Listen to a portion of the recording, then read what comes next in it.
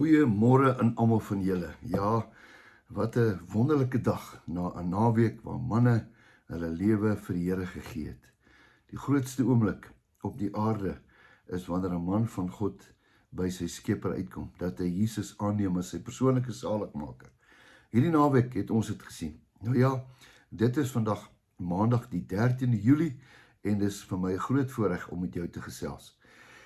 Ek lees vanmôre uit Matteus 1 uit en ek begin te lees en dit gaan oor Matteus se beskrywing van Jesus, hoe die Heilige Gees dit vir hom oorgedra het, dat hy dit vandag vir ons kan neerlê. En wat ek daar lees is hoe Jesus gebore is. Uiteindelik is hy gebore en nadat hy gebore is, kom die nuus dat daar gehoor is, die duiwel het laat weet dat daar gehoor is, verskoning, dat die Messias gaan kom.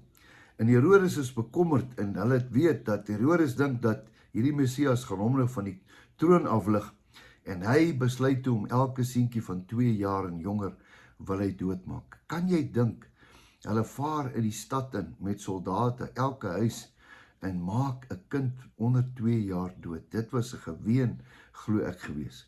Maar die wonderlike van hierdie is dat die engel van die Here het voor die tyd vir Josef gesê en hulle het gevlug na Egipte.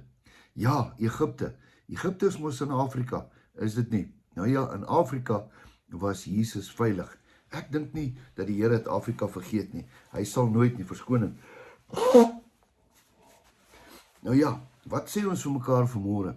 Ons sit en dink dat Jesus hierdie pakkie gekry het wat hy moes aflaai. Jy weet, hy het gekom aarde toe net vir een rede, om ons te red. En van die eerste oomblik af word hy verwerp. Hy moes vlug vir sy lewe, want die duiwel wou hom doodmaak, want hy sou wees die redder van die wêreld. Dink 'n bietjie daaraan. Jy sou nou dink dat 'n koning se seun moet in 'n hotel bly of hy moet in die beste hospitale bly. Nee, hy's in 'n krib gebore. Hy het dit baie rof gehad. Hy was bestem om dit rof te hê, maar hy het dit gekies.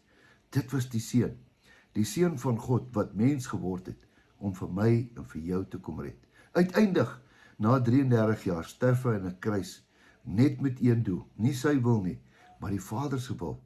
Vir watter rede? Net om met ons Vader te versoen. Ja, dis vir my verskriklik om daaraan te dink. Vir my gaan die hele Bybel net oor een ding. Gaan oor Jesus Christus. Vader se wil om Jesus te stuur, om vir ons te sterwe, sodat ons kan lewe. En almal wat hom aangeneem het, het hy mag gegee om kind van God genoem te word. Hierdie naweek het ek weer gesien. Jy weet, ons het al so baie gehoor van die Bybel, van Genesis. Ons verstaan nie eintlik Openbaring nie. En ons probeer maar hier tussen die lyne te lees. En dan hoor ons van Jesus. Maar inderwaarheid vir my gaan dit oor Jesus. Wat het hy gedoen? Hoe het hy dit gedoen? Uiteindelik het hy nie misluk nie. Hy het geslaag. Hy is gedood. Hy het opgestaan om aan die regterhand van die Vader te sit, om sodat sy bloed ons kon red. Ja, jy het dit al 1000 keer gehoor, maar elke keer moet dit saak maak. Weereens, hierdie naweek, manne gebuig. Here, U is eerste in my lewe. Nou ja, vandag wil ek vir jou bid. Miskien het jy nog nie hierdie ervaring in jou lewe gehad nie. Maak Jesus eerste in jou lewe. Soek eers die koninkryk van God.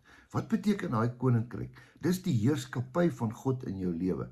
En al hierdie ander goed sal jou kom soek. Kom ons bid saam. Here, baie dankie vir 'n nuwe dag. Dankie vir 'n nuwe week. Dankie dat U in beheer is. Here, al sê die wêreld so, U het die finale sê. U is die begin, U is die einde. Here, dra ons deur hierdie dag. Elke dag. Maar Here, net vir vandag. Here, ons wil bid soos U ons geleer het. Laat U wil geskied. Laat U koninkryk in ons lewens kom. Laat die heerskappy kom. Here, ons bid dat U ons daaglikse brood sal gee.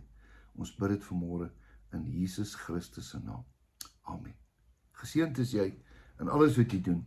Weet jou beste lê voor. Totsiens.